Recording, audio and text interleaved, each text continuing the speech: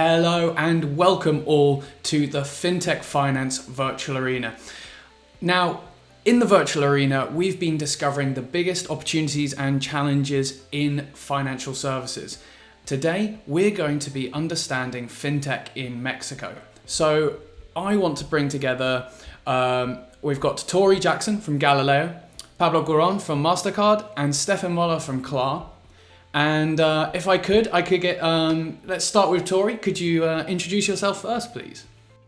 Yeah, my name is Tory Jackson. I'm the country manager of Galileo Financial Technologies here in Mexico. Excellent. And Stefan?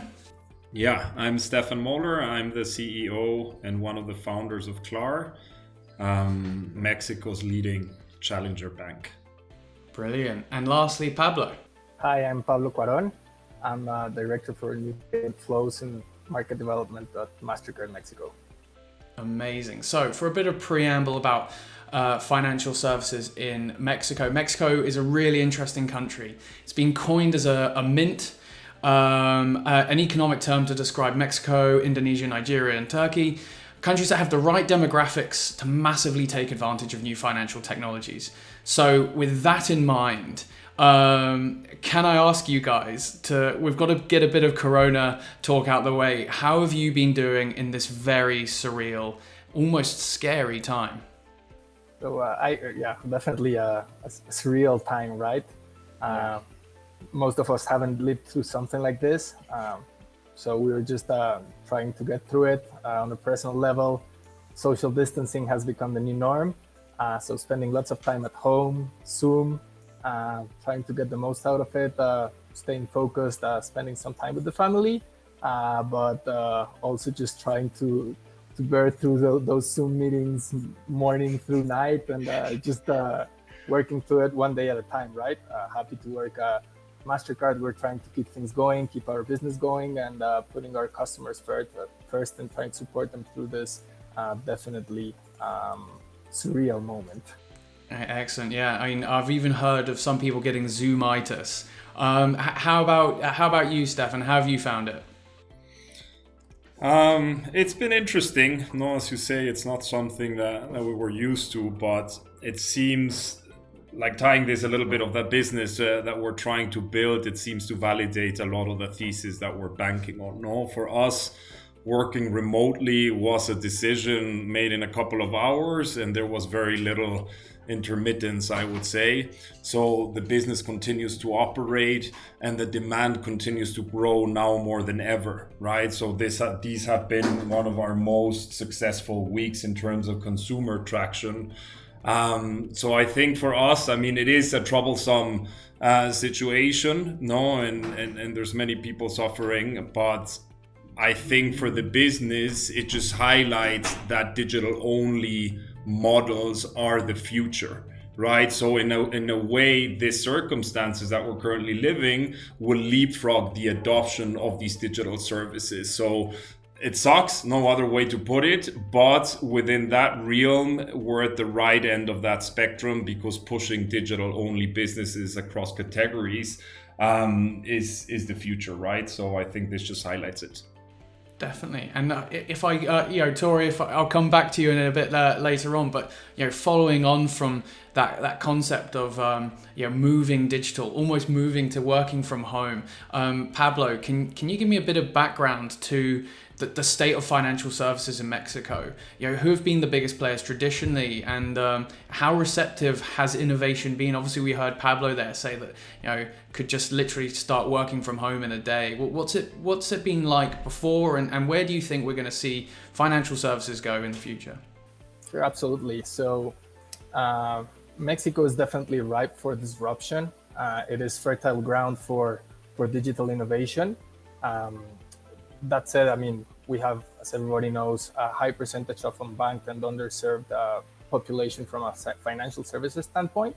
And the financial system has been highly concentrated now. I mean, just to give you an idea, roughly 5 major banks concentrate between 70 and 80% of the loan portfolio and total market share in the financial system. So when compared to a country like the US, for example, where you might see, I don't know, 2,500 financial institutions operating at a local level, at a state level, or at a country level, Mexico has 30 banks.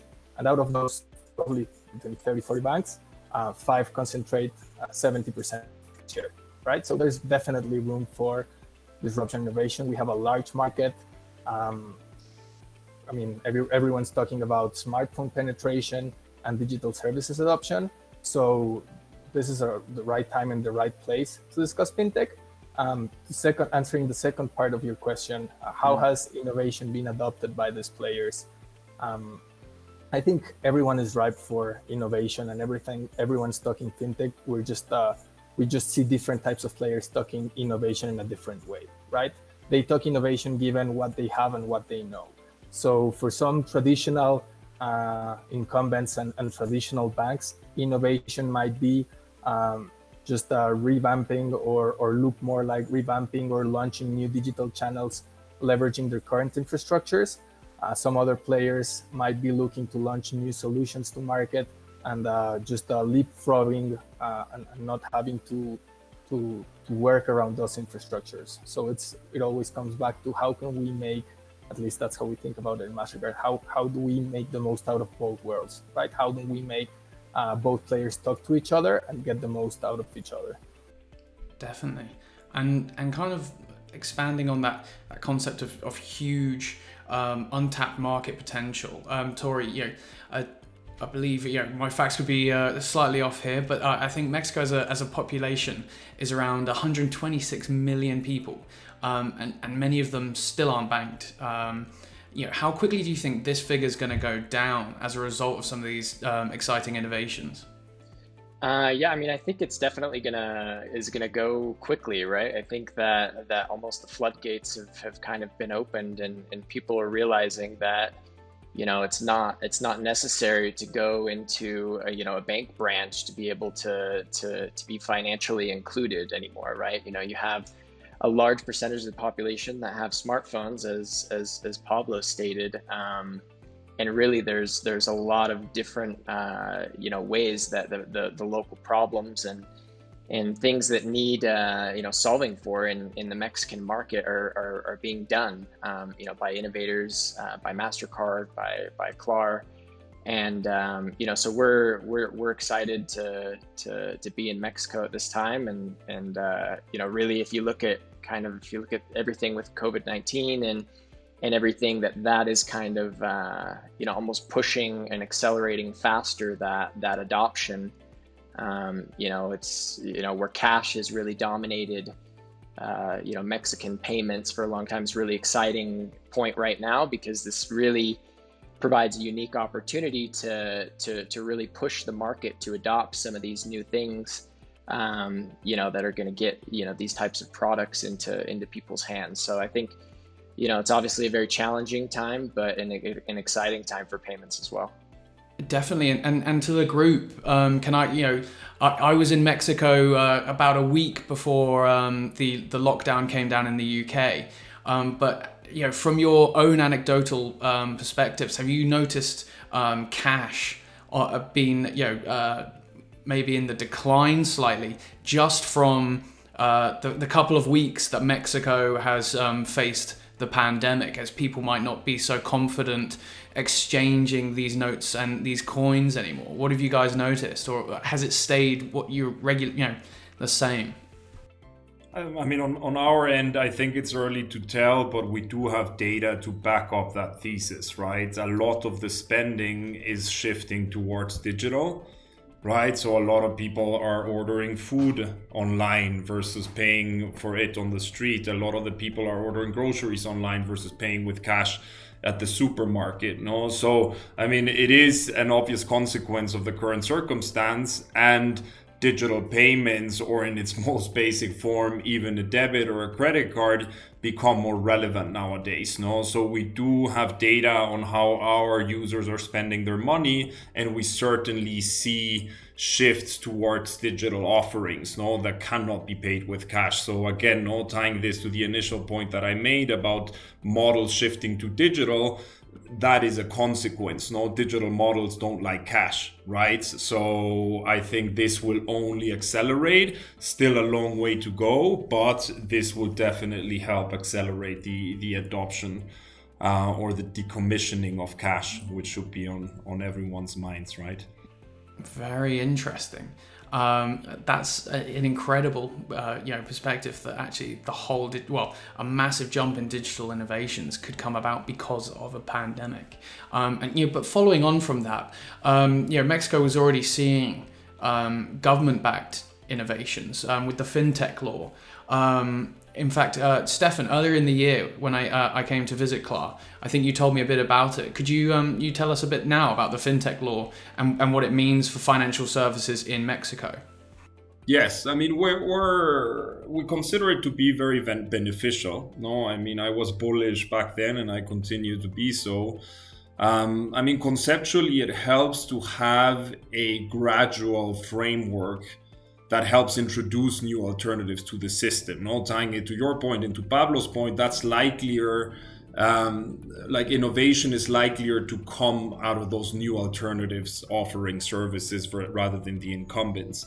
So having a framework that allows new entrants into this space is very beneficial. And when I talk about gradual, it means that for entities such as ours, or in general startups that don't expose the system to an increased risk, given their size and their user base, the framework has to be flexible enough in order for us to implement it, but it has to be robust enough in order to protect consumers' interests. And that's the way we gauge the Fintech law. No, it allows you to get a foot in the door, to do it with enough robustness that you're not putting anyone's money at risk.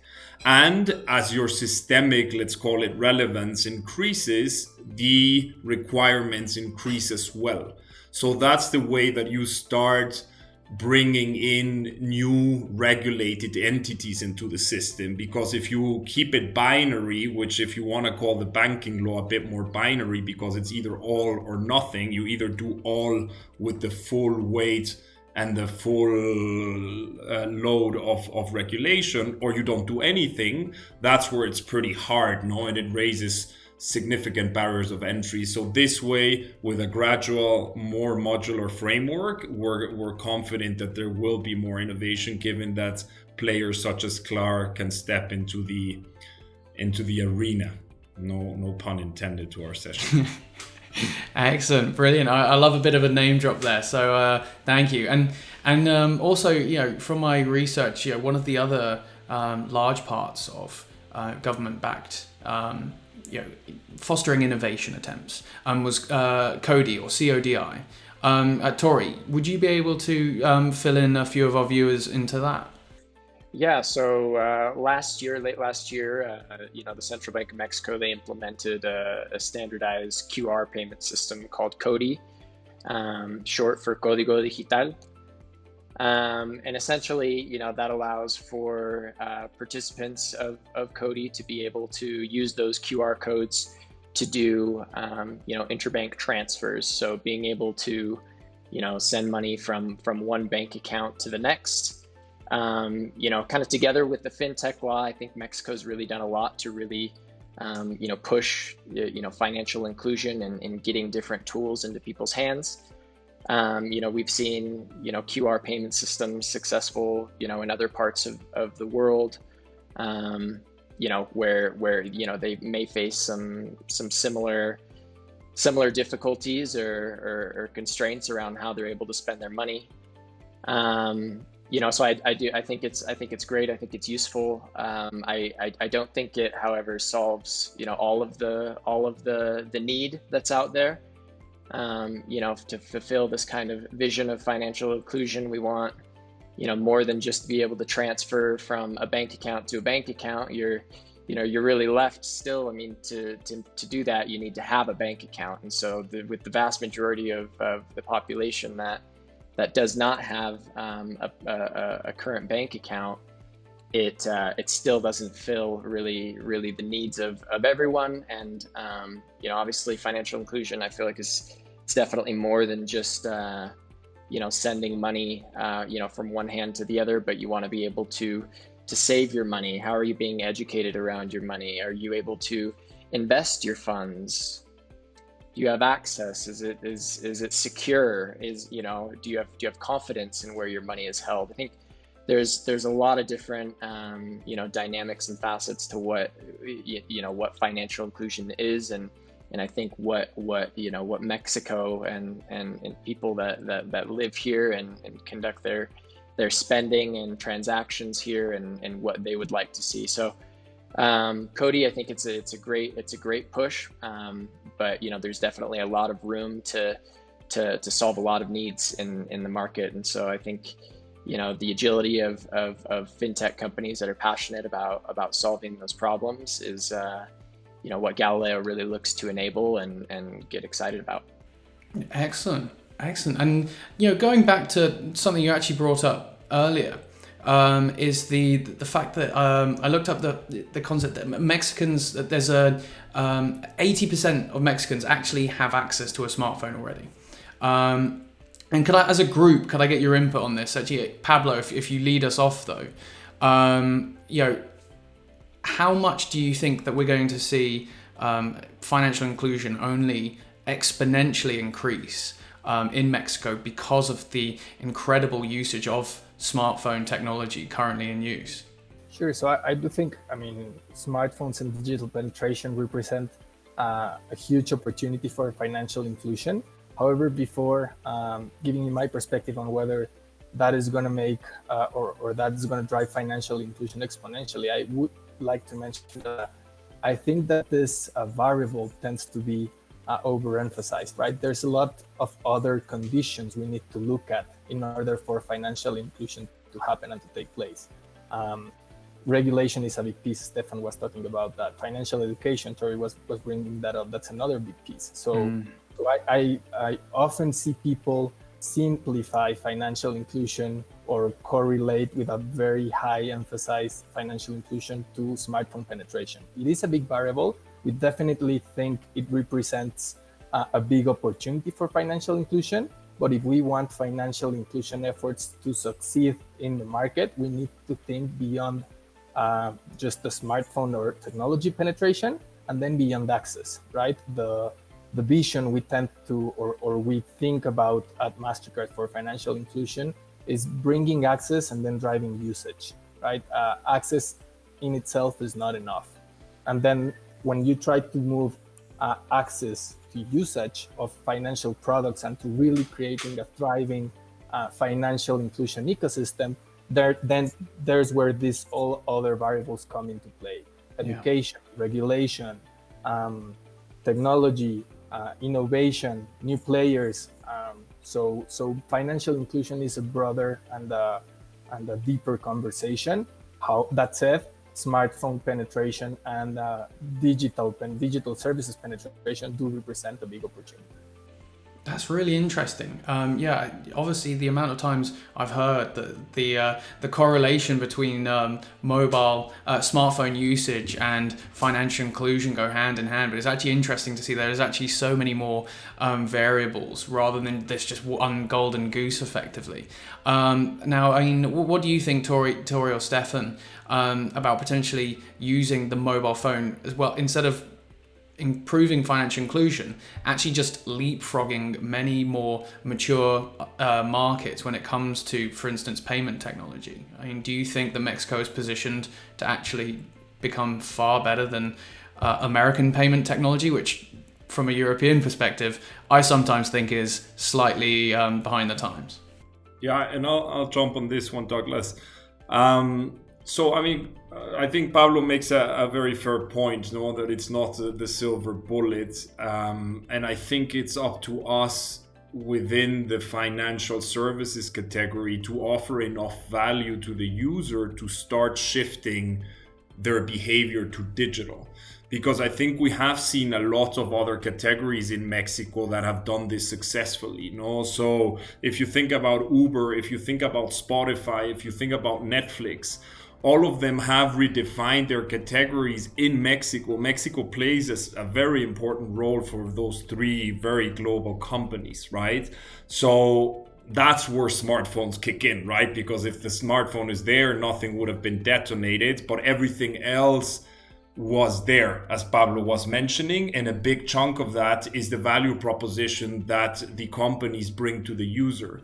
So I think that's for where Klar is trying to make it different in some other players as well, as in how do we differentiate the value proposition in a way that is substantially better, and we're giving them something that the incumbents are not giving them in order to start shifting those behaviors towards towards digital, right? So examples are payments, as you're mentioning, no, and as Cody was speaking about Cody, credit and offering credit to those that don't have it right now, which is part of what Klar is trying to do, offering tangibly better financial products to them. That is what will shift the behavior as well, no? And I think that's for us to live up to that responsibility as new players entering the market, with the one aim of shifting behavior with money towards digital, something that the incumbents have not been able to achieve, and maybe don't want to achieve, right? Interesting. And I mean, just in the keeping time in mind, looking to the future, I mean, where do you see payment technology driving itself and payment innovation in the future for Mexico? I mean, you mentioned, Stefan, obviously, you need to actually provide that value proposition. But, while we might not be able to get specifics, what do you think Mexico is going to do well, and potentially better than potentially some of your neighbors or other similar economies, when it comes to financial technology and payment technology? Tory, I don't know if you had any input on this. Yeah, no, I think it's really interesting. I mean, Mexico is in a great position because they're really able to learn a lot from the different markets, or more mature markets and strategies, and how those have been implemented and how successful they've been. And I really feel like there's a bit of a wall in Mexico as far as being able to offer some of the different services and that inclusion, right? And I think that wall is really starting to come down, and there's a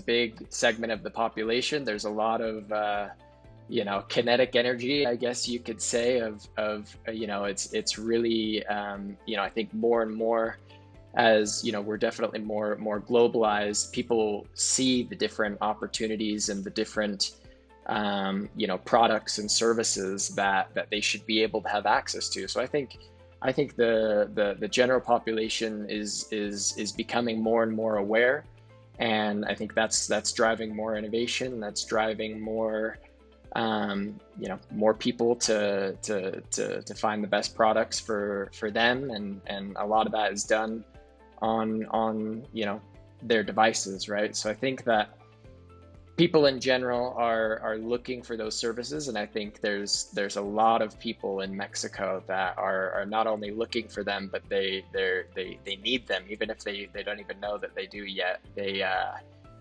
So it's an exciting time for Mexico. They're able to learn a lot from the other markets and kind of bring it all together to a population that's ready for it. Brilliant. And Pablo, could I also get your perspective on that, being from Mastercard and being in the center of all of this? Absolutely. So I would like to touch on a key point. I think Tory described well the overall environment, but I would specifically like to touch on the opportunity that bringing global standards and operating with the global standard is bringing to the Mexican ecosystem today, right? For the last few years, for example, the payments system had been centralized and operated at the domestic level.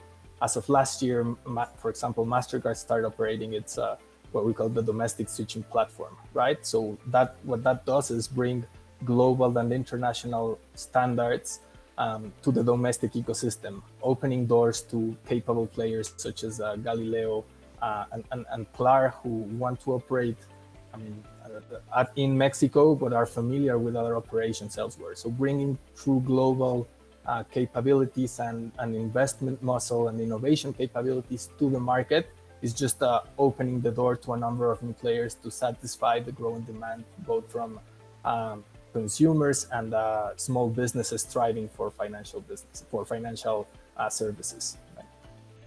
Excellent. And Stefan, I kind of want to touch briefly on just before we wrap up. Looking to that futuristic perspective. What's it been like being a challenger bank in this environment, and where do you think it's going to go in the future, being that challenger bank in a situation where people can't go to their retail branch stores anymore? They have to operate digitally. I mean, looking forward, what's it been like being a challenger bank over the last couple of years and going into the future? I mean, I don't have a crystal ball, but I guess this is as accurate of a sneak peek into the future as we will get, right? I mean, it highlights that incumbents were not necessarily built for this, and it also highlights the complacency that they operate within because of the branches that they operate. And when I talk about complacency, whether we want it or not, or they want to admit it or not, a lot of the incentives of incumbents are geared towards people using the branch. That's the way it is. And that's something that they didn't proactively try to decrease over the last couple of years when they had the opportunity.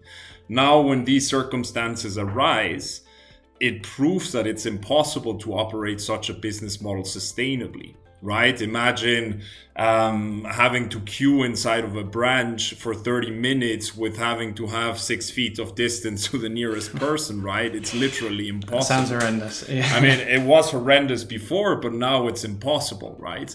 So I think, again, this leapfrogging is because of the complacency with which they have operated, which left them with a very physical-centric business model. So this, in a way, like, how does it look going forward? It looks much more like the way we're approaching banking than the way they're approaching banking. It could be that this is what makes them get the curve and they completely switch their centricity around digital, but it could be a little bit too late, right? Because we're starting from scratch, and in a very weird way, we might almost have a head start, considering that we're a 1-year-old company. It sounds almost a bit ironic, right? So I think this is a glimpse of what will happen going forward. No, it's digital only or nothing. And it's also about how to maintain the level of service, the level of operations, the level of innovation in a remote working setup if this prolongs this situation. No? So again, I hope that this irons out sooner rather than later, but I think it's a pretty good glimpse into how things will look in the future. Amazing. Well, guys, thank you very much for joining me on this Virtual Arena Mexico special. It's been really interesting, and I actually flew out to Mexico, as I mentioned earlier, in the arena, and I saw Tory and Stefan on the show. So make sure to check out the Fintech show at www.fintech.finance for that. And make sure to catch the rest of the Virtual Arena series too, the same website. See you next time. Bye.